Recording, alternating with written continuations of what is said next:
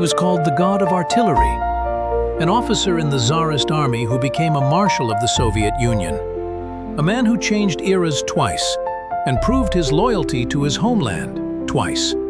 Leonid Govorov, a name forever inscribed in history as the savior of Leningrad. 900 days of blockade, hunger, cold, death. German guns on the Pulkovo Heights shelled the city daily. It seemed there was no salvation, but then a man appeared who knew how to stop the enemy. An artilleryman whose skill would become a shield for millions of lives. How did yesterday's cadet from the Vyatka province become a marshal and savior? At what cost was the blockade broken? And why did artillery become the key to victory? If you are interested in the history of great commanders, those who changed the course of the war with their skill and loyalty to duty, subscribe to our channel. We will continue to tell you about heroes whose names should be remembered. And now, let's discuss one controversial question. Was Govorov's choice in 1920 a betrayal of his oath, or a service to Russia above political biases? Could an officer of the Tsarist army honestly serve the new government? Write your opinion in the comments. Let's discuss this complex historical question. Vyatka province. The village of Butyrki, February 22, 1897. A boy was born into a simple peasant family, destined to become one of the greatest military leaders of the 20th century. Leonid Govorov, a name that half a century later would resound throughout the Soviet Union as the name of the savior of Leningrad. But for now, he is just a peasant's son from the depths of the Russian Empire. Leonid's father, Alexander Govorov, managed to break out of the cycle of illiteracy that shackled most peasants of that era.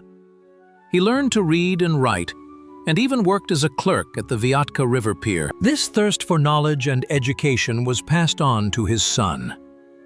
Little Leonid grew up among the endless fields and forests of the Vyatka region, but his gaze was fixed far beyond the boundaries of his native village. Leonid received his primary education at a rural school.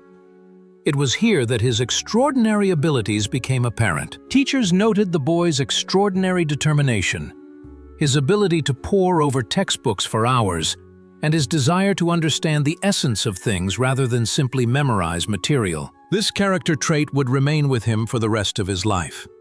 Govorov was never a man who followed the mold. He always sought to understand the deeper logic of phenomena. After graduating from the rural school, the Govorov family faced the question of their son's further education. For a peasant family, this was not an easy decision. Education in the city required money, but his parents understood that their son had a chance to escape the village, learn a profession, and build a career. And they made sacrifices. Leonid enrolled in the Elabug Real School. Real schools in the Russian Empire trained specialists with technical education. Unlike classical gymnasiums, which focused on the humanities and ancient languages, real schools provided in-depth knowledge of mathematics, physics, chemistry, and drawing. It was a ticket to life for those who did not belong to the upper classes, but had ability and diligence. Govorov studied brilliantly in Elabug. Mathematics, physics, and drawing came easily to him. He had a rare ability to see spatial relationships, draw with perfect accuracy, and perform complex calculations. Later, these skills would become the basis of his artillery expertise. Artillery is a science of precision. There is no room for approximation. Every degree of the aiming angle, every gram of gunpowder, every second in the calculations matters. His classmates remembered Govorov as a reserved, taciturn young man. He was not the life of the party and did not shine in social conversations. But when it came to studying, when it was necessary to solve a difficult problem or complete a drawing, Govorov proved to be indispensable. He was respected for his intelligence, his diligence, and his ability to see things through to the end. In 1915, Leonid Govorov graduated with honors from the Elabug Real School. Various paths lay open to him. He could have enrolled in a technical university and become an engineer. But history decided otherwise. World War I began. The Russian Empire was engaged in bloody battles on its western borders. The army needed officers. And not just officers, but specialists.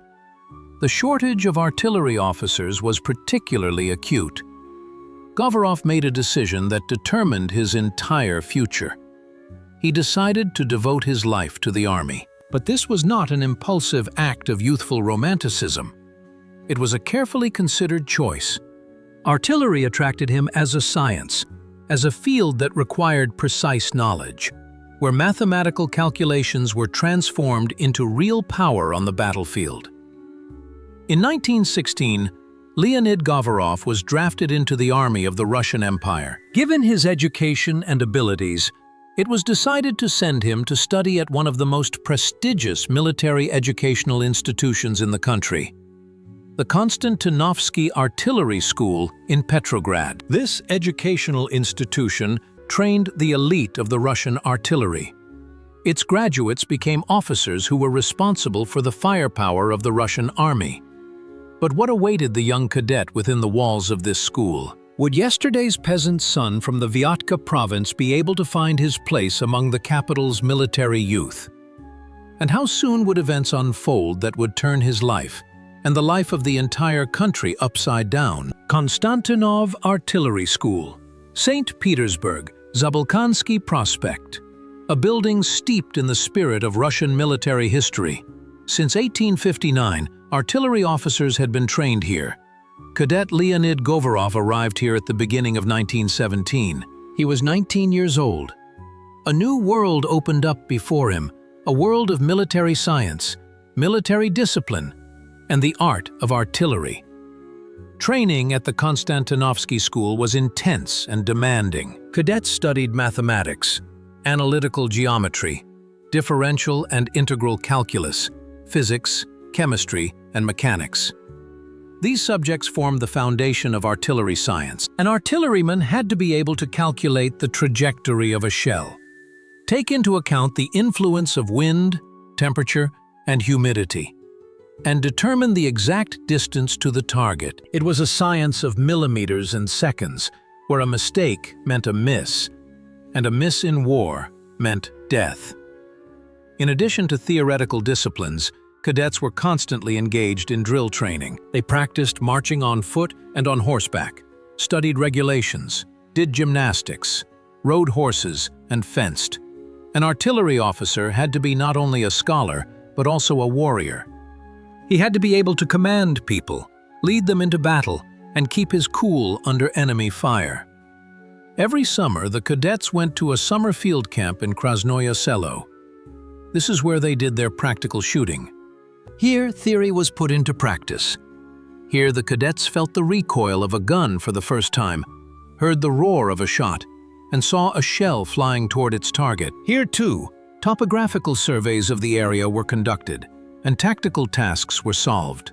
Govorov was in his element. Artillery required precisely the qualities he possessed: accuracy, meticulousness, the ability to perform complex calculations, and composure. His teachers noted his rare combination of theoretical knowledge and practical skills. Govorov did not simply memorize formulas. He understood the physics behind them. But his studies at the Konstantinovsky School took place at a special time. The Russian Empire was at war. Bloody battles were raging on the western fronts. The army needed officers. Therefore, training at military schools was shortened. Instead of a 2-year course, accelerated programs were introduced. It was necessary to graduate young officers as quickly as possible and send them to the front. In the spring of 1917, events took place that changed the course of Russian history. The February Revolution, the abdication of Emperor Nicholas II, the fall of the 300-year-old Romanov dynasty. The country was plunged into chaos by political changes. The army began to disintegrate. Discipline declined. Soldiers formed committees, discussed their commanders' orders, and refused to fight. In this situation, the Konstantinovsky Military School continued to train officers. But the atmosphere had changed. Cadets followed political events. There were debates among them about the future of Russia. Some supported the provisional government. Others sympathized with more radical forces. Still others simply wanted to receive their officers' epaulettes and go to the front to do their duty. Govorov stayed out of political discussions. He was interested in artillery, not politics. He continued to study hard and improve his skills. For him, the army was a profession, a life's work, not a field for political maneuvering. In the summer of 1917, Leonid Govorov was commissioned as an officer, second lieutenant of the Russian army. The graduation was accelerated. The country needed officers. The young artilleryman was sent to the front. But by this time, the Russian army was already falling apart. Kerensky's June offensive failed. Soldiers deserted en masse. Officers were ignored and sometimes killed. Govorov witnessed the agony of the Russian Imperial Army. He saw how what had been built over centuries was falling apart, how discipline was disappearing, how soldiers refused to fight, how officers lost control over their subordinates. It was the collapse of an entire world, a world in which he was going to serve. In the fall of 1917, the October Revolution took place. The Bolsheviks seized power. The demobilization of the old army began. The country plunged into civil war. Officers of the former Imperial Army were faced with a choice: white or red. Continue to fight for the old order or accept the new power. Emigrate or stay in Russia. For many cadets of the Konstantinovsky Military School, the choice was obvious. About 200 people illegally went to the Don, to General Kornilov, to the Volunteer Army. They chose the path of the white movement. But Leonid Govorov made a different choice. Why did an officer educated in the Imperial Army not go to the whites? What made him take the side of the Reds? And how would his fate unfold in the new, revolutionary Russia? The years 1917 to 1920, a time of great upheaval, a time when the old world was collapsing and a new one was being born, a time when every person in Russia had to make a choice that would determine their entire future. Leonid Govorov also stood at this historic crossroads, an officer in the Tsarist army, an artilleryman educated at the Imperial School, a man who had sworn allegiance to the Romanov dynasty. Where should he go in the new Russia? After the collapse of the old army, Govorov returned to his native land, Vyatka province. Here he worked for some time in the Soviet authorities. He taught at a school. He was involved in economic issues. It seemed that he had chosen the path of a peaceful life, deciding to stay out of the raging civil war. But history did not allow him to remain on the sidelines. The war was approaching every home, every family. Bloody battles were unfolding in eastern Russia. Admiral Kolchak's troops were advancing. The White Army was winning victories. Siberia, the Urals, and the Volga region were under threat. The Red Army needed specialists, especially artillerymen. And in 1920, Leonid Govorov made a decision that many of his comrades at the Konstantinovsky School would consider treason. He voluntarily joined the Red Army. Why did he make that choice? This question has been asked by historians and will continue to be asked. Govorov was never a revolutionary. He was not a member of the Bolshevik Party before the revolution. He had no ideological reasons to support Soviet power. But he had other reasons. First, Russia. Govorov believed that the whites, relying on foreign intervention, posed a threat to the integrity of the country. Second, his profession. He was a military man, an artilleryman. War was his business, and he saw that the Red Army needed specialists capable of creating effective artillery. Govorov was sent to Siberia, to the Fifth Army of the Eastern Front. Here, decisive battles were fought against Kolchak's troops. Govorov was tasked with forming an artillery division. It was not an easy task. He had to find guns, shells, and horses for transportation. He had to train artillerymen, most of whom had no special training. He had to create a combat-ready unit from what was at hand. Govorov accomplished the task. His artillery division became one of the most effective in the army. The former officer of the Tsarist army proved himself to be a talented organizer and commander.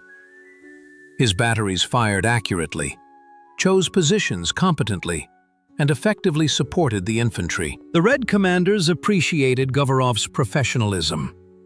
Govorov's division fought as part of Vasily Blucher's legendary division. It was one of the best units of the Red Army at that time. Under Blucher's command, it carried out a famous raid on the rear of the Whites, fighting its way through 1,500 kilometers. Govorov's artillery provided fire support for this raid. The division participated in breaking through the enemy's fortified positions, repelled counterattacks by the White cavalry, and covered the retreat of its own units. In battle, Govorov demonstrated not only professionalism, but also personal courage. He was at the forefront, personally directing the fire of the batteries, never leaving the guns under enemy fire. He was wounded twice, but each time after receiving treatment, he returned to duty. For his combat merits, he was awarded the Order of the Red Banner, the highest award of the Soviet Republic at that time. The Civil War was a harsh school for Govorov. Here he learned to fight not according to regulations, but according to the situation.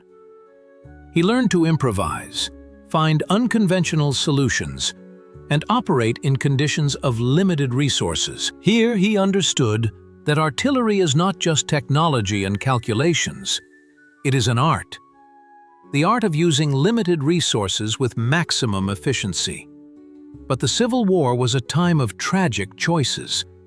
Russian people were killing Russian people. Brother fought against brother. Former comrades in arms found themselves on opposite sides of the front.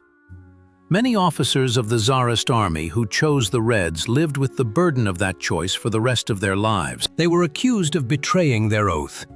They were suspected of disloyalty to the new government. Govorov never doubted the correctness of his choice. He served Russia, regardless of who was in power in the Kremlin. He was a professional soldier, and his duty to his homeland was paramount. This position helped him survive all the trials that fate had in store for him. By 1921, the Civil War was largely over. The Red Army had won. Peaceful construction began. A new stage in life was opening up for Govorov. He remained in the army. His task was not simply to fight, but to learn, improve, and develop artillery science.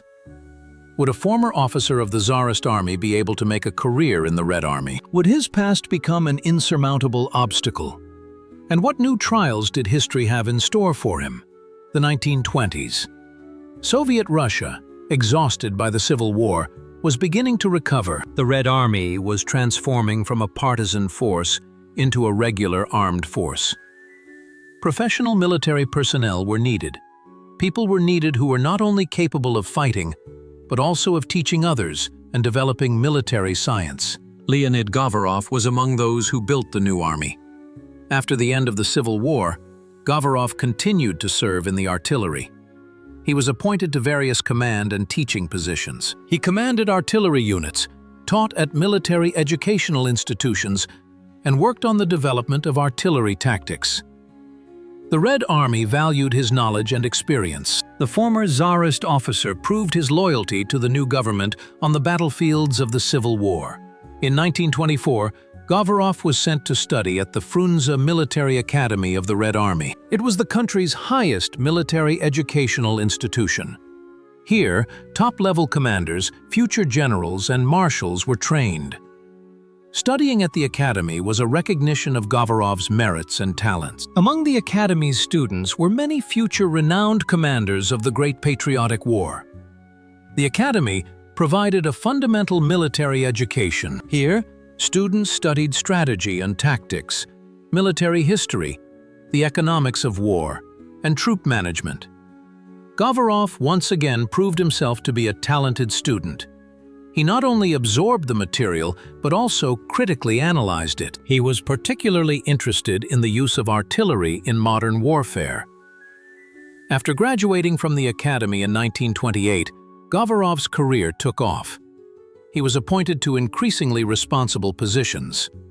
He commanded artillery regiments and divisions. He taught artillery tactics at military schools. He worked in headquarters. He wrote articles on the art of artillery.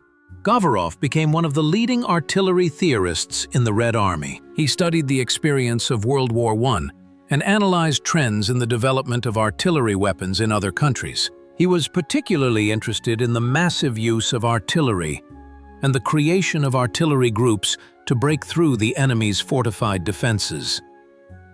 In the 1930s, the Soviet Union was actively preparing for a future war. Everyone understood that a new world conflict was inevitable. The Red Army was growing rapidly and rearming. Tank and aviation units were being created. New weapons were being developed. Fortified areas were being built on the borders. But these years were also a time of the Great Terror. In 1937-1938, mass repressions against the Red Army Command began. Thousands of officers, including senior commanders, were arrested and shot. Many former Tsarist officers who served in the Red Army were targeted. They were accused of espionage, sabotage, and preparing a military conspiracy. Govorov miraculously escaped repression. His impeccable service, Civil War awards, and lack of any political connections saved him. He always stayed out of internal party struggles, focusing entirely on his professional activities. But many of his comrades, colleagues, and friends were arrested. An atmosphere of suspicion and fear poisoned life. In these conditions, Govorov continued to work. In 1938, he was appointed a lecturer at the Military Academy of the General Staff. This was the pinnacle of military education. Here, top-level military commanders, capable of leading fronts and armies, were trained. Govorov taught a course on the use of artillery in offensive and defensive operations. His lectures were very popular. Govorov did not read from a piece of paper, but freely presented the material, gave examples from military history, and analyzed contemporary wars. He spoke at military scientific conferences with reports on the future of artillery. He was nicknamed the God of Artillery for his deep knowledge and ability to foresee developments. Govorov predicted that artillery would play a decisive role in future wars. He insisted on the need to create powerful artillery reserves, capable of concentrating on the main directions of attack. He developed new methods of artillery reconnaissance, counter-battery warfare, and the interaction of artillery with infantry and tanks. By the end of the 1930s, Govorov had secured a firm place among the military elite of the USSR. He held the rank of division commander, which was equivalent to the rank of general. He was a recognized expert in artillery and was valued and respected in military circles. But ahead lay a test that would put all his theoretical knowledge to the test in practice. A test that would show how well his theories corresponded to the reality of war. The Winter War with Finland was on the verge of breaking out. November 30, 1939, the Soviet Union started a war with Finland. Officially, it was called the Defense of the Borders and Assistance to the Finnish Revolutionary Government. In reality, Stalin wanted to move the border away from Leningrad to secure the second most important city in the country.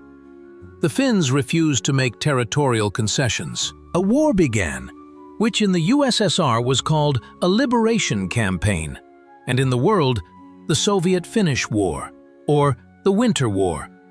The Red Army moved confidently towards the border. The command planned a quick victory. It was believed that little Finland would not be able to withstand the might of the Soviet Union. But the reality turned out to be quite different. The Finns met the Red Army with fierce resistance. On the Karelian Isthmus, Soviet troops encountered a powerful line of fortifications, the Mannerheim Line. It was a system of long-term defensive structures, reinforced concrete pillboxes and dugouts, anti-tank ditches, minefields, wire barriers. All this was located in rugged terrain covered with forests and lakes. The winter was harsh. Temperatures dropped to 40 degrees below zero. Deep snow made movement difficult. Soviet troops suffered enormous losses. Leonid Govorov found himself at the center of these events. He was appointed Chief of Staff of the 7th Army's artillery, which was delivering the main blow on the Karelian Isthmus. He faced a difficult task: to organize a breakthrough of the Mannerheim Line. This required the massive use of artillery, accurate reconnaissance of targets, and precise organization of fire. The first attempts at a breakthrough failed. The artillery could not suppress the Finnish fortifications. Concrete pillboxes withstood the shelling. Finnish machine gunners mowed down the advancing Soviet infantry. The Red Army was stuck in place, losing thousands of soldiers. The command was looking for a solution. And this is where Govorov's talent came into play. He proposed creating special artillery groups to destroy the pillboxes. It was necessary to use large-caliber guns and fire directly, that is, from close range, so that the shells could penetrate the concrete. It was necessary to organize a thorough reconnaissance of each pillbox and identify its weak points. It was necessary to coordinate the actions of the artillery, aviation, sappers, and infantry. Govorov developed detailed plans for artillery preparation. Specific weapons were assigned to each pillbox. The number of shells needed to suppress the target was determined. The time of the bombardment was set. Everything was calculated down to the smallest detail. It was a job that required tremendous precision and professionalism. It was precisely this professionalism that Govorov possessed. In February 1940, Soviet troops launched a new offensive. This time, the preparation was much better. The artillery of the 7th Army rained thousands of shells on the Finnish fortifications. The pillboxes were destroyed one after another. The infantry, supported by tanks, advanced. The Mannerheim Line began to crack. Govorov personally directed the work of the artillery groups. He was at the front observation posts, correcting fire and making decisions based on the situation. His coolness and accuracy of calculation ensured the success of the operations. The Army Command noted the effectiveness of the artillery. On February 11, Soviet troops broke through the main defensive strip of the Mannerheim Line. The advance into Finnish territory began. The 7th Army moved towards Vyborg. The Finns retreated but continued to fight stubbornly. Every settlement, every hill became a battlefield. Govorov proved himself not only as a specialist in suppressing fortifications. He demonstrated his ability to organize artillery support for the offensive. His batteries quickly changed positions, following the advancing infantry. They suppressed Finnish strongpoints, repelled counterattacks, and covered the flanks of the advancing units. On March 12, 1940, the war ended. Finland agreed to the terms of the USSR. The Karelian Isthmus with Vyborg went to the Soviet Union. The goal of the war was achieved, but the price was high. The Red Army lost about 126,000 men killed. The war revealed serious problems in the organization, training, and armament of the army.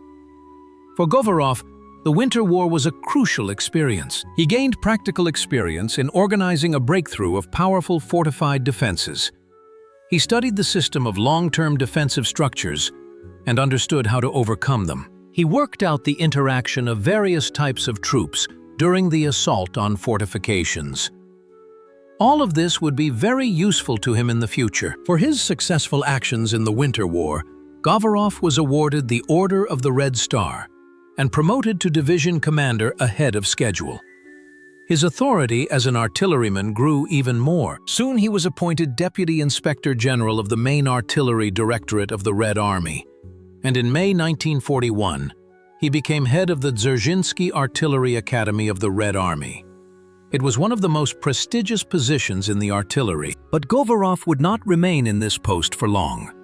Ahead lay a war that would eclipse all previous conflicts, a war that would become the greatest test of his life. June 22, 1941, 4 o'clock in the morning. Germany attacked the Soviet Union. The Great Patriotic War began, a war that would become the most terrible test in the history of our country, a war that would decide the fate not only of the USSR, but of the entire world civilization. Leonid Govorov met this war in Moscow, as head of the Artillery Academy. The first weeks of the war were a disaster for the Red Army. The Wehrmacht advanced rapidly into Soviet territory. German tank wedges broke through the defenses. Soviet troops were surrounded in huge cauldrons. Minsk, Smolensk, and Kiev fell. Millions of soldiers were taken prisoner. The losses were monstrous. It seemed that nothing could stop the German war machine. In this situation, every experienced military man was counted on. Govorov was summoned to the Supreme Command headquarters. The country needed specialists like him. Not for teaching, but for actual command of troops. On July 30th, 1941, he was appointed Chief of Artillery of the Reserve Front, under the command of Georgy Zhukov. The Reserve Front was created to defend the western direction. The Germans were pushing towards Moscow. Army Group Center, under the command of Field Marshal von Bock, was targeting the Soviet capital. The High Command hastily pulled reserves to the most dangerous direction. Govorov had to organize the artillery defense. The task was extremely difficult. There was a shortage of guns, shells, and tractors. Many artillery units had been destroyed in border battles. The new formations had no combat experience. Communications were poor. Intelligence could not accurately determine the direction of the enemy's main attacks. In this chaos, it was necessary to create an effective artillery defense system. Govorov demonstrated his organizational talent. He created artillery groups in the most threatened areas. He organized reconnaissance of targets. He established cooperation with infantry and tank units. His artillery became a real force capable of stopping German attacks. In August-September 1941, the Reserve Front took part in heavy defensive battles in the Smolensk direction. The Germans were methodically advancing. Soviet troops were retreating while fighting. But the retreat was organized. The artillery covered the retreat of the troops, inflicted losses on the enemy, and gained time. Govorov was on the front line. He personally chose positions for the batteries, directed the fire, and corrected the actions of the artillerymen. His composure was transmitted to his subordinates. Even in the most critical situations, he remained calm and made balanced decisions. At the end of September, the German command decided on a general offensive on Moscow. Operation Typhoon. The Germans concentrated enormous forces. 75 divisions, 1,800 tanks, and 1,300 aircraft. The goal was to take the Soviet capital before winter. Hitler planned a parade on Red Square. On September 30th, the Germans launched their offensive. Their attack was terrifying in its power. The Soviet defenses began to crack. German tanks broke through deep into Soviet territory. The encirclement of Soviet troops near Vyazma and Bryansk began. Hundreds of thousands of Red Army soldiers were trapped in the cauldron. The road to Moscow seemed open. At this critical moment, Govorov was appointed commander of the artillery of the Reserve Front, which was transformed into the Mozhaisk line of defense. He was tasked with creating an artillery shield on the approaches to the capital. The fate of Moscow was being decided on the Mozhaisk line of defense. Here, the Germans had to be stopped at any cost. Govorov took command in an extremely difficult situation. The Germans were pushing forward. Soviet units were retreating in disorder. Communications had been disrupted. Many units had been destroyed or surrounded. There were few troops, few guns, and little time to prepare on the Mozhaisk defense line. But it was here that the Wehrmacht had to be stopped. Would Govorov be able to cope with this task? Would he have enough strength and experience to organize the defense in such a critical situation? The fate of not only Moscow, but the entire country depended on the answers to these questions. October 1941. The Mozhaisk defense line, the last line of defense before Moscow. If the Germans broke through here, it would be only 100 kilometers to the capital on a straight road. The High Command transferred all available reserves to this direction. New divisions were being formed. Siberian units were being transferred from the Far East. Time was working against the Red Army. Every day of delay by the Germans was worth its weight in gold. On October 7, 1941, an event occurred that changed the fate of Leonid Govorov. He was summoned by the commander of the Western Front, Army General Georgy Zhukov. Zhukov knew Govorov from the Reserve Front. He valued his professionalism, composure, and ability to organize artillery defense. And now Zhukov made an unexpected decision. He appointed Govorov commander of the Fifth Army. It was an unusual decision. Govorov had never commanded large military units. He was an artilleryman, a specialist in a narrow field. Appointing an artilleryman as commander of an army was a bold move. But Zhukov understood that the Mozhaisk direction needed someone who could create an impenetrable defense. And for that, he needed an artilleryman of the highest caliber. The Fifth Army held positions in the Mozhaisk direction. This was a crucial direction. The Germans could take the shortest route to Moscow via the Mozhaisk Highway. The army had suffered heavy losses in previous battles. Many units had been destroyed. New formations were just beginning to take up positions. The situation was critical. Govorov took command and immediately got down to business. First, he organized reconnaissance of the enemy. It was necessary to know exactly where the main German forces were concentrated and where they would strike their main blow. Then he began to create an echeloned defense. Several lines of trenches, anti-tank ditches, minefields, and firing points. Govorov paid special attention to artillery. He created powerful artillery groups in the most dangerous areas. He organized an anti-tank defense system. The guns were set up in ambush, ready to meet the German tanks with direct fire. Anti-tank infantry weapons were distributed throughout the entire depth of the defense. Govorov personally inspected the positions. He checked the location of the batteries, indicated where camouflage needed to be improved, and where defenses needed to be strengthened. He talked to regimental and divisional commanders, explaining his defense plan. His calm confidence was conveyed to his subordinates. The soldiers saw that the commander knew what he was doing. On October 14th, the Germans launched an offensive against the positions of the Fifth Army. The attack was powerful. German aircraft bombed Soviet positions. Artillery fired heavily. Then tanks and infantry went on the attack. A fierce battle for the approaches to Moscow began. Soviet troops met the enemy with organized fire. Govorov's artillery struck the advancing Germans. Anti-tank guns knocked out German tanks. The infantry held their ground in the trenches, repelling the attacks. The Germans suffered losses, but continued to advance. They brought more and more forces into battle. The fighting was incredibly fierce. The Germans attacked again and again. Some sections of the defense changed hands several times.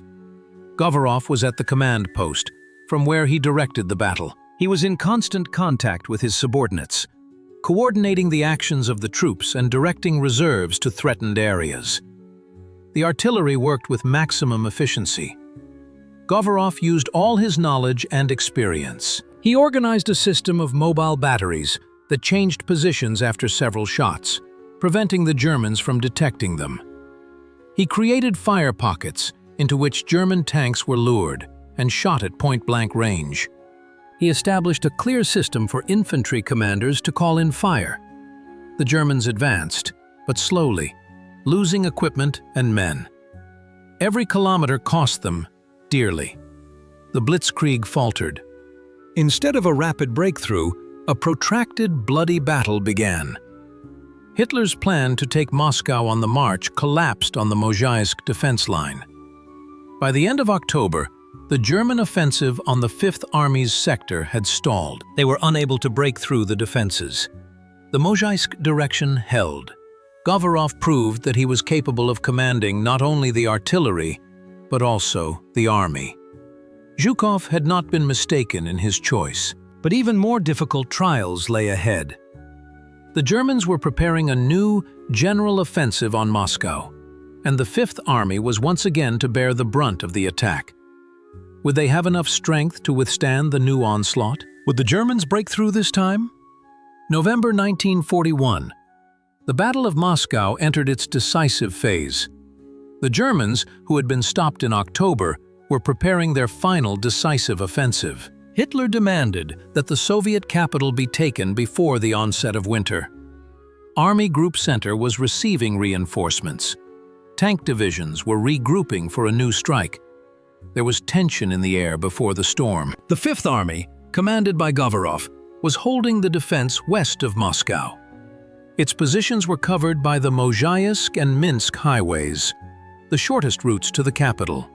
The army was exhausted by a month of continuous fighting. Losses in personnel and equipment were significant. But morale remained high. The soldiers knew they were defending Moscow. Behind them lay the capital. There was nowhere to retreat. Govorov used the pause in the offensive to strengthen the defenses. New defensive lines were built. Additional anti-tank areas were created. Ammunition supplies were replenished. Reserve units arrived. Every day of German delay was beneficial to the defense. The commander personally supervised all aspects of the preparations for defense. He checked the condition of the artillery positions, the availability of ammunition, and the readiness of communications. He talked with division and regiment commanders, ascertained their needs, and helped solve problems. Govorov was a demanding commander, but a fair one. He did not tolerate sloppiness, but he valued initiative and professionalism. He paid particular attention to the morale of the troops. Artists came to Moscow to visit the troops and gave concerts on the front lines. Political workers held talks with the soldiers. Govorov himself spoke to the soldiers, calmly and confidently explaining the situation. His calmness had a better effect on the soldiers than any propaganda. On November 15th, the Germans resumed their offensive. This time, the strike was delivered north of the Fifth Army's positions, in the defense zone of neighboring armies. German tanks broke through to the Moscow-Volga Canal. There was a real threat of Moscow being bypassed from the north. The High Command transferred reserves to eliminate the breakthrough. The Fifth Army continued to hold its section of the front firmly. The Germans attacked here too, but were unable to break through the defenses. Govorov's artillery fired on the attackers. Anti-tank defenses knocked out German tanks. The infantry held their ground in the trenches, repelling attack after attack. By the end of November, the German offensive had run out of steam. The Wehrmacht was exhausted. The divisions lost up to half of their personnel. The tank units lost most of their equipment. Winter set in. The temperature dropped to -30 degrees. German soldiers dressed in summer uniforms were freezing. Equipment broke down in the cold. The Blitzkrieg had finally failed. The High Command prepared a counteroffensive. The plan was ambitious: to strike at the flanks of Army Group Center, surround it, and destroy it. The Fifth Army was assigned an important role in this operation. It was to go on the offensive and pin down the opposing German troops, preventing them from retreating or transferring forces to other areas. On December 5, the Soviet counteroffensive began near Moscow. The troops of the Kalinin, Western, and Southwestern fronts went on the offensive. The exhausted German troops could not withstand the blow. Their retreat began. For the first time since the beginning of the war, the Wehrmacht suffered a major defeat. The Fifth Army also went on the offensive. Govorov now had to demonstrate his abilities not only in defense, but also in offense. This was a new test. It is always more difficult to attack than to defend. It is necessary to coordinate the actions of various units, maintain the pace of advance, and ensure the supply of the attacking troops. Govorov coped with this task as well. His army methodically pushed the enemy westward. Artillery suppressed German strongholds. Infantry and tanks captured one settlement after another. The advance was slow but steady. The Germans resisted stubbornly, but gradually retreated. By the beginning of January 1942, the troops of the Fifth Army had liberated Mozhaysk and advanced 80 to 100 kilometers to the west. The threat to Moscow had been eliminated. The Battle of Moscow ended in victory for the Red Army. It was the first major victory in the war. The myth of the invincibility of the Wehrmacht was dispelled. For his successful leadership of the army in the Battle of Moscow, Leonid Govorov was awarded the rank of lieutenant general. He was awarded the Order of Lenin. Govorov's name became known throughout the country. He proved himself to be a talented military leader. But fate had a new, even more difficult assignment in store for him. An assignment that would make his name immortal. Leningrad was waiting for its savior. Leningrad, the city on the Neva, the cradle of the revolution, the second most important city in the Soviet Union. Since September 1941, it had been under siege. German and Finnish troops cut off all land routes to the city. A terrible blockade began, which would last 900 days. Hunger, cold, artillery shelling, bombing. Every day, thousands of people died in the city, but Leningrad held out. The Leningrad Front led the city's defense. The front command did everything possible to save the city. The Road of Life was organized across Lake Ladoga. Food was delivered to the city along it, and residents were evacuated from the city. The front's troops repelled German attacks and held the defensive lines. But the situation remained critical. In the spring of 1942, the High Command decided to strengthen the command of the Leningrad Front. An experienced military leader was needed who could organize an effective defense, stop the German shelling of the city, and prepare to break through the blockade. The choice fell on Lieutenant General Leonid Govorov. On April 21, 1942, Govorov was appointed deputy commander of the Leningrad Front for artillery. In fact, he was tasked with organizing the city's artillery defense. It was a logical decision. Govorov was the best artilleryman in the Red Army. If anyone could stop the German shelling, it was him. Upon arriving in Leningrad, Govorov saw a terrible scene. The city was exhausted by the blockade. The streets were littered with the corpses of people who had died of starvation. Buildings were destroyed by artillery fire. Factories stood idle due to a lack of electricity. But the people did not give up. They worked in defense industries, dug trenches, and extinguished fires after bombings. The spirit of the Leningraders was impressive. Govorov immediately set about solving the main problem: German artillery fire. The Germans had positioned their batteries on the Pulkovo Heights, from where they could shell the entire city. Every day they fired on Leningrad, destroying houses and killing civilians. They had to be silenced. First, Govorov organized artillery reconnaissance. It was necessary to accurately determine the location of each German battery. To do this, all available means were used: visual observation, tracking flashes and sounds of shots, and aerial photography.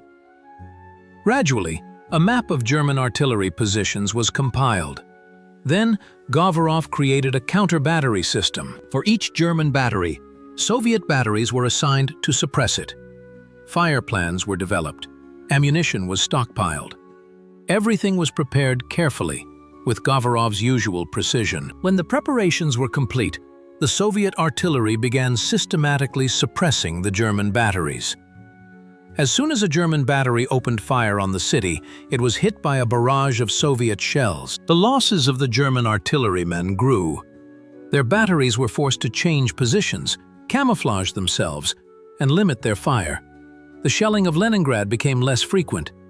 Govorov developed a whole science of counter-battery warfare. He created special artillery groups whose sole task was to suppress enemy artillery. He established a clear system of target designation and fire correction. He ensured that Soviet artillerymen fired more accurately and faster than the Germans. The results were not long in coming. By the summer of 1942, the intensity of German shelling of Leningrad had significantly decreased. The city's residents could move more freely through the streets. Work at enterprises became safer. Govorov did what seemed impossible. He silenced the German artillery. On June 9, 1942, Govorov was appointed commander of the Leningrad Group of Forces. 3 months later, on September 26, he became commander of the Leningrad front. The defense of the city passed into his hands. Now he was responsible not only for the artillery, but for the entire defense of Leningrad. A huge responsibility for the fate of 3 million inhabitants of the blockaded city fell on his shoulders. Govorov understood the gravity of the task. It was necessary not only to hold the defense, but also to prepare a breakthrough of the blockade. It was necessary to organize supplies to the city via Ladoga. It was necessary to maintain the morale of the troops and the population. And all this under conditions of constant German attacks, shelling, and bombing. But Govorov was not accustomed to retreating in the face of difficulties. He set about the task with his characteristic methodicalness. Leningrad had a commander who would not let it down. But the most difficult part was yet to come. Breaking the blockade seemed an almost impossible task. The Germans had created a powerful defense system. Breaking through it would be incredibly difficult. But if anyone could do it, it was Leonid Govorov. Autumn-winter 1942. The second winter of the blockade was approaching Leningrad. The city was preparing for new trials. But the situation was better than a year ago. Food supplies were greater. The road of life was working more efficiently. Factories were producing weapons and ammunition. The city lived and fought. And at the head of the defense was a man who knew how to win. Govorov approached the front command with his characteristic methodicalness. He studied all aspects of the defense. He analyzed the strengths and weaknesses of the enemy. He assessed the capabilities of his troops. He established a clear system of command.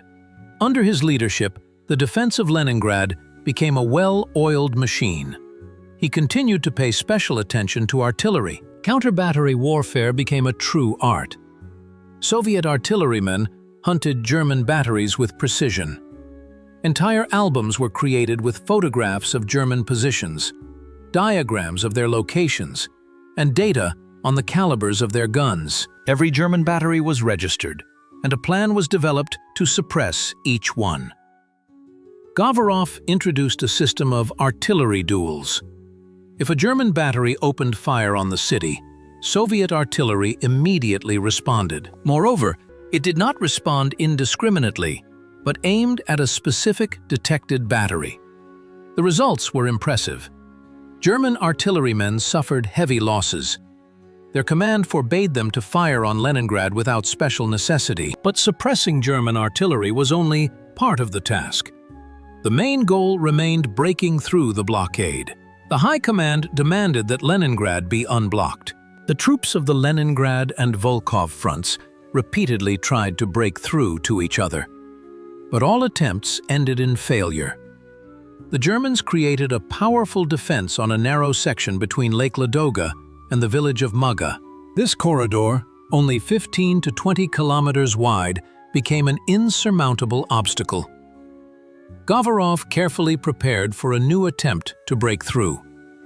He understood that a hastily organized offensive was doomed to failure. Detailed preparation, thorough reconnaissance, and the concentration of forces in a narrow section of the breakthrough were necessary.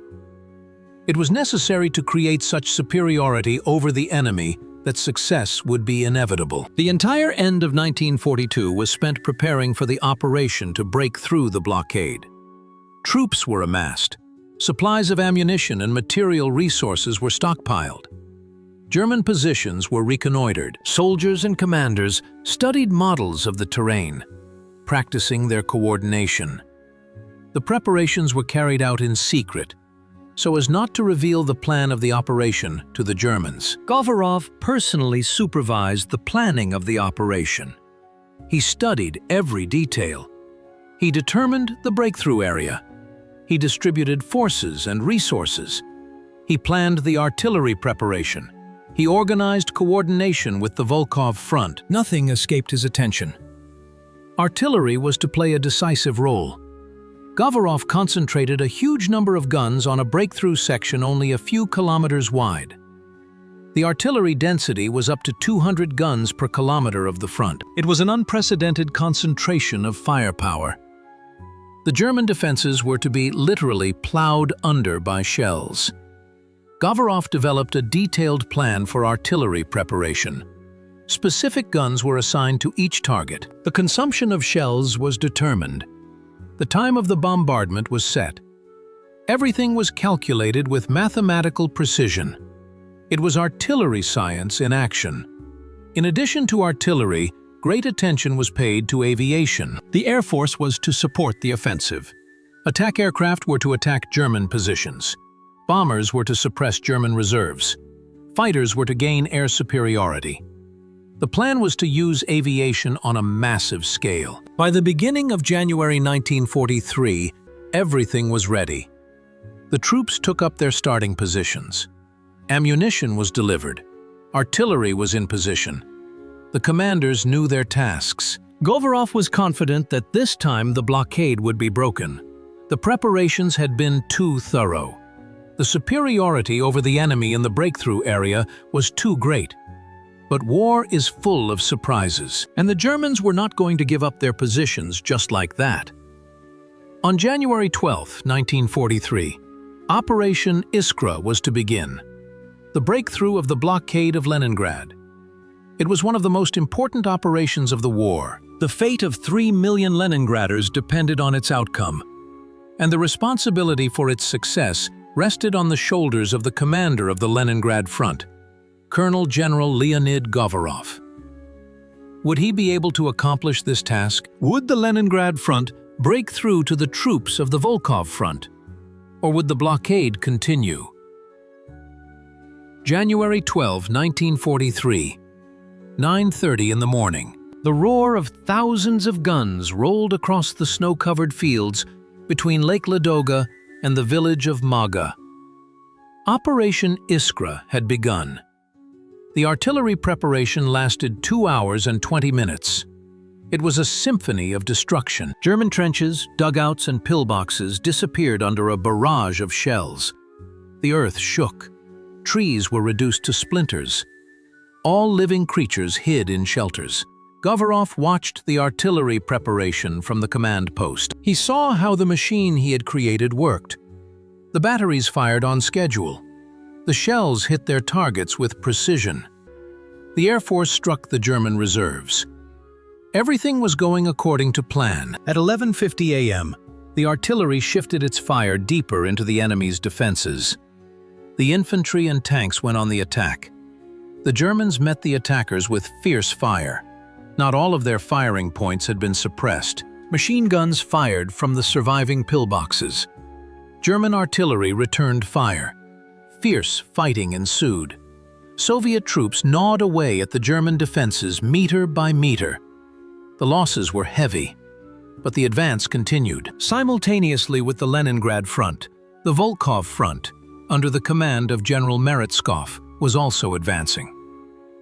His troops broke through the German defenses from the east. The task was to meet up with the troops of the Leningrad front, break through the narrow corridor of German defenses, and connect the two fronts.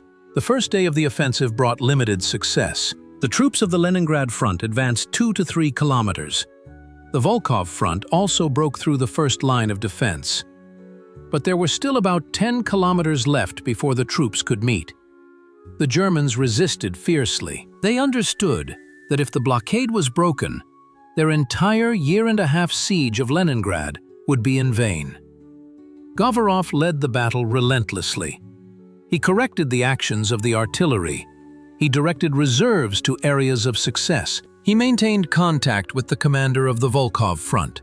He coordinated the actions of the two fronts. The work was intense. Every decision was important. The success of the operation depended on them.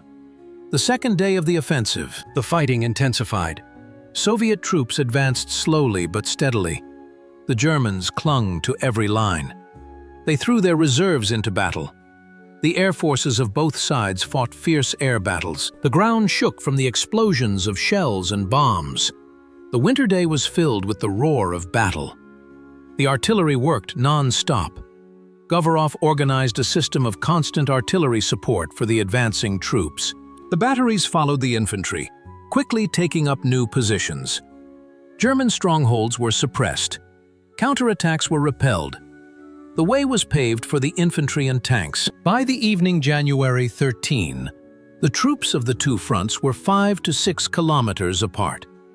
The meeting was close, but the Germans resisted desperately. They understood that this was the last line of defense. If the Soviet troops joined forces, the blockade would be broken. January 14, the third day of the operation. The fighting reached its peak. Soviet troops stormed German strongholds. The Germans counterattacked, trying to repel the attackers. The artillery and aviation of both sides worked at full capacity. It was a battle of attrition. Whoever endured would win. By the end of the day, the distance between the troops of the two fronts had been reduced to 2 or 3 kilometers. Govorov and Meretskov maintained constant communication. They coordinated the final push. They understood that victory was near. They just needed to push a little harder. January 15, the fourth day of the operation. At dawn, the artillery delivered its final powerful blow to the German positions. Then the assault groups went on the attack. They broke through the last kilometers of German defenses. The Germans fought back with their last ounce of strength, but the Soviet troops were unstoppable.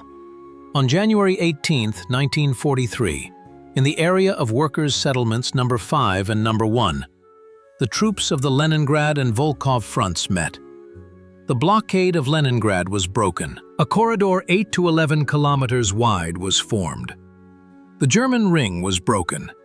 It was a great victory. The city gained a direct land connection with the mainland. Govorov accomplished his mission. His careful preparation, his artillery skills, and his perseverance brought victory. The blockade was broken. However, the city was still far from being completely liberated.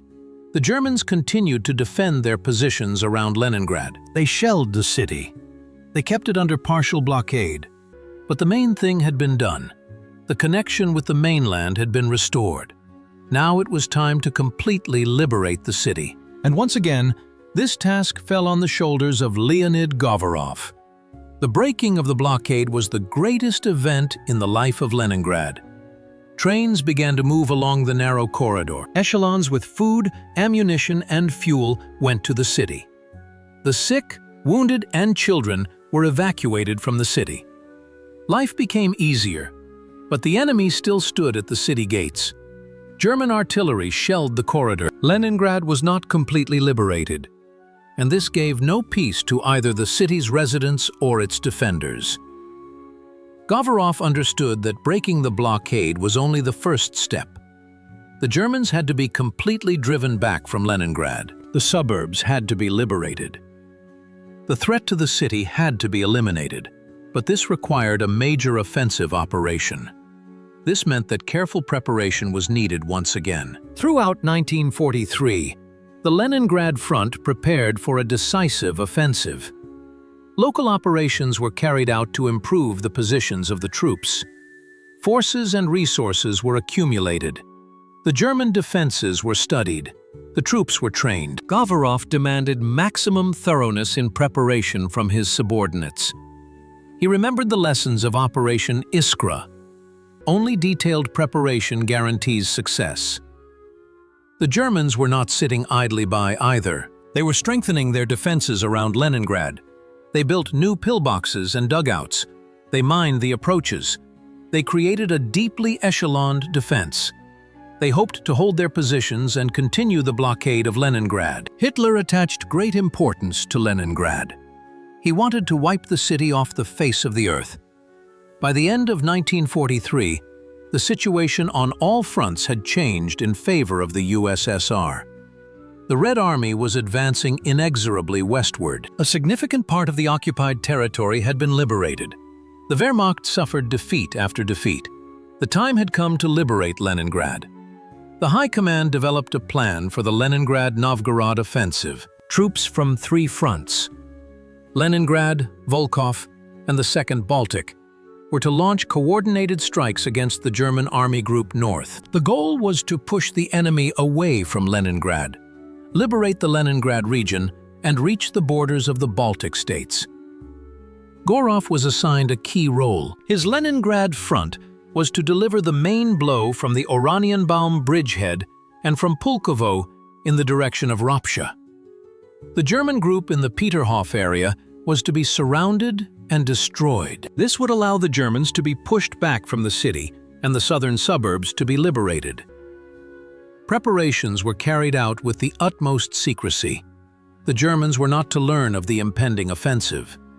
Troops were transferred at night. Artillery was camouflaged. Radio discipline was observed. Disinformation misled the enemy. Govorov sought to achieve complete surprise.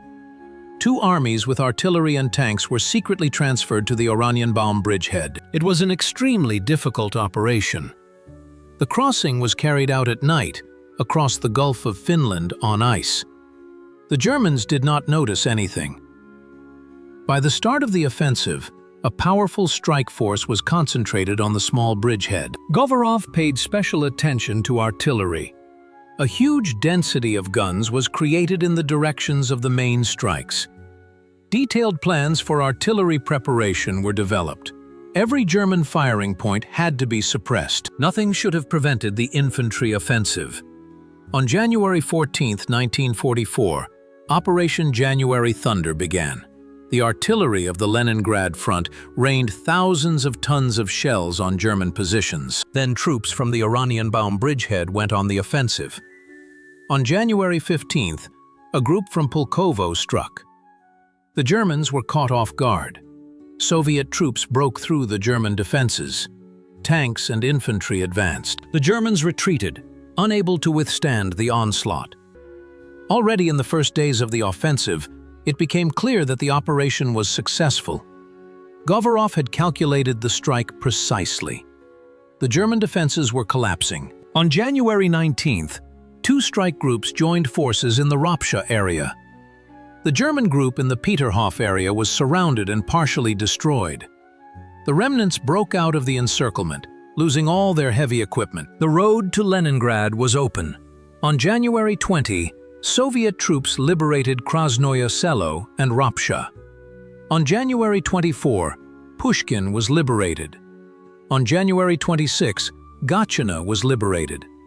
The Germans retreated westward, unable to hold back the offensive. The 1400 days of the blockade were coming to an end. January 27, 1944 became the day of Leningrad's complete liberation from the blockade. The Germans were pushed back 60 to 100 kilometers from the city. The threat to Leningrad was eliminated. In the evening, artillery salutes rang out in the city. 24 volleys from 324 guns. It was a salute to victory. A victory brought to the city by Leonid Govorov. The complete liberation of Leningrad from the blockade was a triumph for Leonid Govorov. His name was on the lips of the entire country. The colonel general who saved Lenin's city, the artilleryman who managed to win in the most difficult conditions. On February 18, 1944, Govorov became a general of the army. On February 21, he was awarded the title of Marshal of the Soviet Union. At the age of 46, he became one of the youngest marshals in the history of the USSR. But Govorov did not stop there. The German Army Group North still occupied a significant part of the Leningrad region. Finland, an ally of Germany, kept troops on the Karelian Isthmus. Complete victory had not yet been achieved. The High Command set a new task for the Leningrad front: to defeat the enemy in the Leningrad region and remove Finland from the war. In the spring of 1944, the troops of the Leningrad front continued their offensive. Novgorod, Luga, and other cities were liberated. The Germans retreated westward, but Finnish troops still stood on the northern approaches to Leningrad. They occupied the Karelian Isthmus, threatening the city from the north. Govorov began to prepare an operation to liberate the Karelian Isthmus. It was a difficult task. The Finns had built a strong defense here. The Mannerheim Line, which had been stormed in 1942, had been restored and reinforced. The Finnish troops were highly combat-ready. The terrain was difficult: forests, lakes, swamps, and rocks. A difficult operation lay ahead. But Govorov had experience breaking through the Mannerheim Line. He remembered the lessons of the Winter War. He knew how to storm Finnish fortifications. He understood what was needed to win. And he began to prepare his troops for a new operation.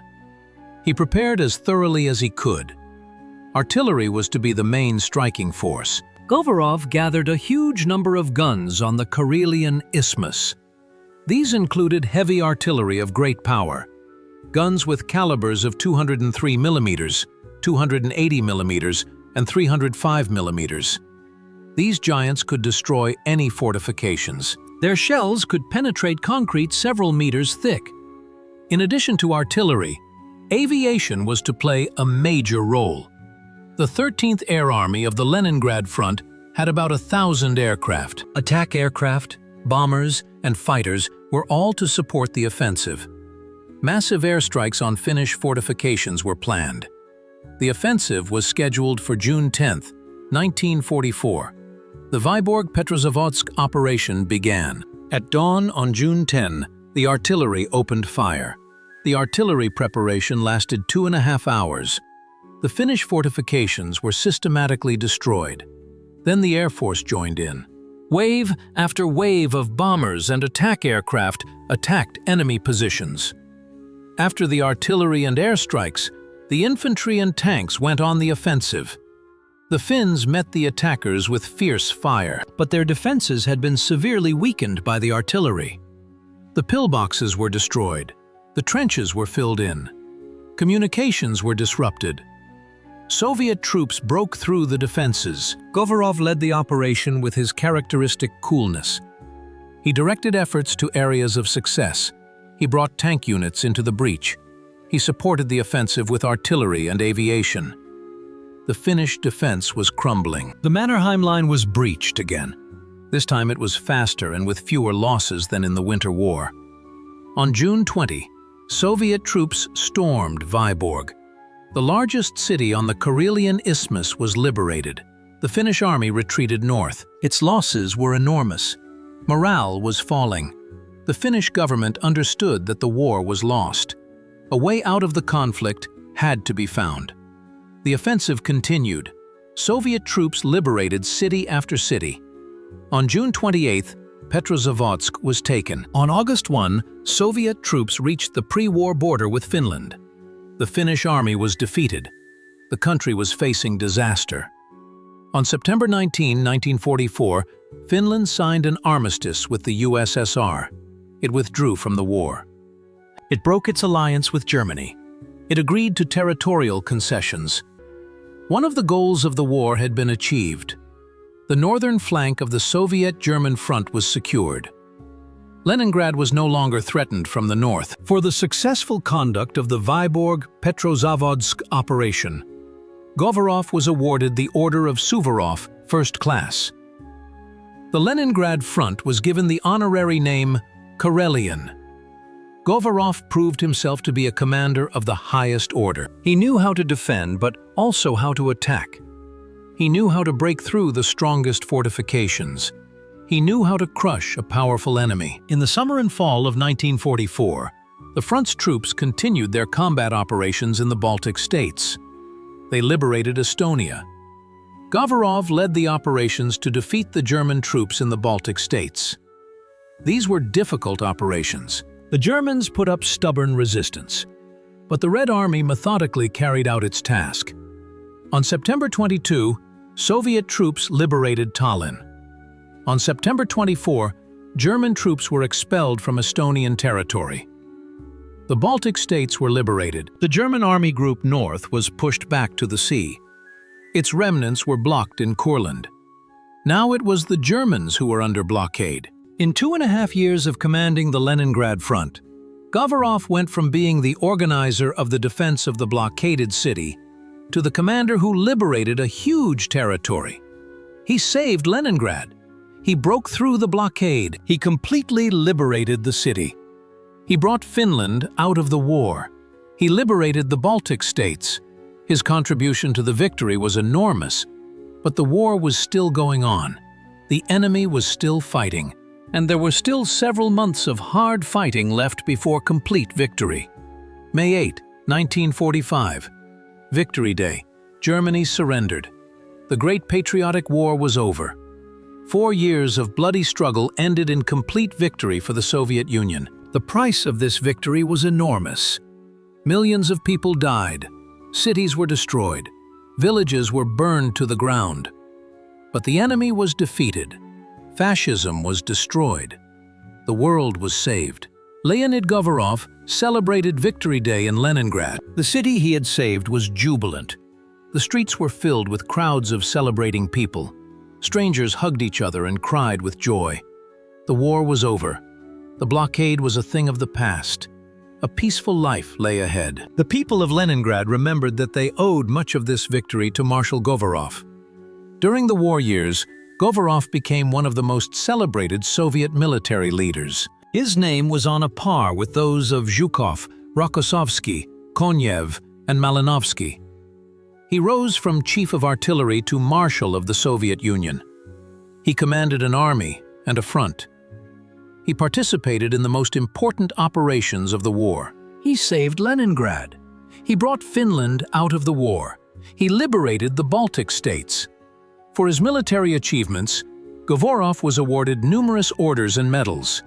He was a hero of the Soviet Union. He was a Knight of the Order of Victory, the highest military order of the USSR, which was awarded only for leading successful operations of strategic importance. His chest was decorated with the orders of Lenin, the Red Banner, Suvorov, and Kutuzov. He was a recipient of foreign orders from the Allied powers. On June 24, 1945, the Victory Parade took place in Moscow. It was a grand parade. The combined regiments of the fronts marched across Red Square. The victors carried the banners of the defeated enemy and threw them at the foot of the mausoleum. Govorov marched at the head of the combined regiment of the Leningrad front. It was his triumph. The triumph of the defender of Leningrad. After the war, Govorov remained in military service. He was appointed commander-in-chief of the Leningrad Military District. It was an important position. The Leningrad district covered the northwestern borders of the USSR. Here, Govorov continued to serve his country in peacetime. He was involved in rebuilding the troops after the war. He organized demobilization. He transitioned the army to a peacetime footing. It was a difficult job that required organizational skills. Millions of soldiers were returning to civilian life. It was necessary to maintain the combat readiness of the troops while demobilizing most of the army. Govorov also paid great attention to the training of military personnel. He understood that the future of the country's defense depended on the officers who would join the army. It was necessary to pass on the combat experience of the war to the new generation, to train them in the art of war, to prepare them for possible future conflicts. In 1947, Govorov was appointed commander of the country's air defense forces and deputy minister of the armed forces of the USSR. This was recognition of his merits and talent. Air defense was becoming increasingly important. Jet aircraft were appearing. Missile technology was developing. An experienced military leader was needed who was capable of organizing the country's defense against air attacks. Govorov actively engaged in the development of air defense. Under his leadership, an air defense system was created to protect the country from air attacks. Anti-aircraft missile systems were developed. Radar stations were improved. A system for detecting and destroying air targets was created. Govorov applied the same systematic approach to this task as he had to artillery during the war. He was also involved in training air defense troops. He developed tactics for countering modern means of air attack. He organized exercises and maneuvers. He demanded high professionalism from his subordinates. His war experience, his knowledge, and his organizational skills were invaluable for the development of the country's air defense. In 1952, Govorov was appointed Deputy Minister of Defense of the USSR. This was one of the highest positions in the country's military hierarchy. He was part of a small circle of people who determined the military policy of the USSR. His opinion was taken into account when making important decisions on the country's defense. But the Marshal's health was undermined by the years of war. The tension of the blockade, the stress of command, and constant work at the limit of his capabilities did not pass without a trace. In the early 1950s, Govorov's health began to deteriorate.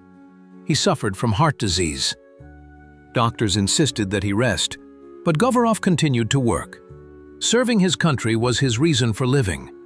March 19, 1955, Moscow. Marshal of the Soviet Union Leonid Alexandrovich Govorov passed away. He was 58 years old. His heart gave out. Years of stress, the siege of Leningrad, and constant work had undermined his health.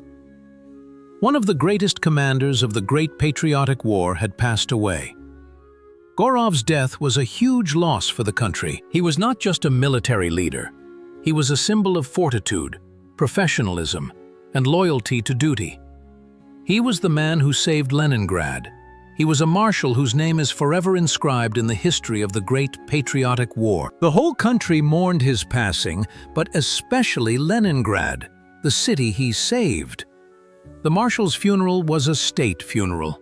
His coffin was placed in the Column Hall of the House of Unions in Moscow. Thousands of people came to say goodbye to the commander. War veterans, military personnel, ordinary citizens. Everyone wanted to pay their last respects to the man who had done so much for the victory. Govorov was buried on Red Square near the Kremlin Wall. It was a place of the highest honor. Outstanding figures of the Soviet state were laid to rest here. The place near the Kremlin Wall was a recognition of the marshal's enormous services to the motherland. His name took its place in the pantheon of the country's heroes. After Govorov's death, his name was immortalized. In Leningrad, one of the main streets was named Marshal Govorov Avenue. Monuments to the commander were erected in the city.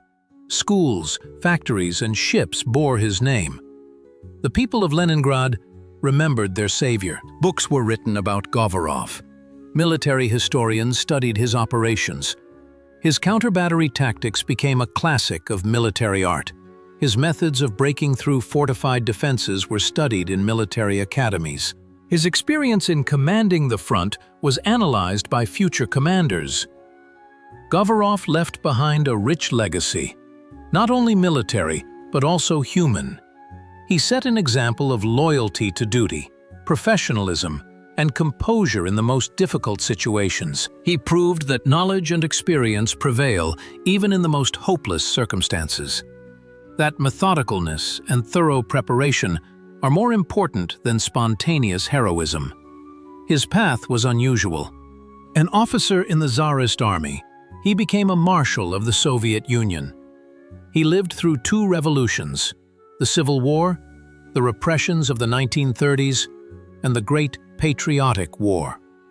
He survived the meat grinder of 20th century history. And he didn't just survive, he became one of the greatest military leaders of his time.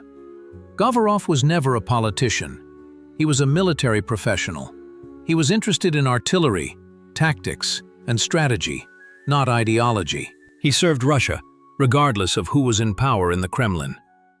This apolitical stance and focus on professional duty helped him survive and reach the top. He had a complex personality. He was reserved, taciturn, and stern. He did not seek popularity. He avoided publicity. He devoted himself entirely to his work. He demanded maximum effort from his subordinates. But he was fair. He valued professionalism. He did not tolerate negligence. He was feared and respected. But most importantly, he was a master of his craft. Artillery was not just a branch of the military for him, but a science to which he devoted his life. He knew everything about it. He understood its capabilities and limitations.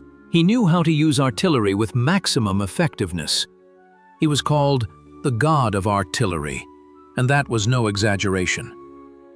The blockade of Leningrad was Govorov's greatest test and his greatest triumph. It was here that his talent was fully revealed. Here, his knowledge, experience, and composure saved millions of lives. Without Govorov, the fate of Leningrad could have been different. This is no exaggeration. His counter-battery fire stopped the German shelling. His careful preparation ensured the breakthrough of the blockade. His leadership led to the complete liberation of the city. 70 years have passed since the Marshal's death, but his name lives on. In St. Petersburg, as Leningrad is now called, he is especially remembered. Govorov Avenue, monuments, memorial plaques.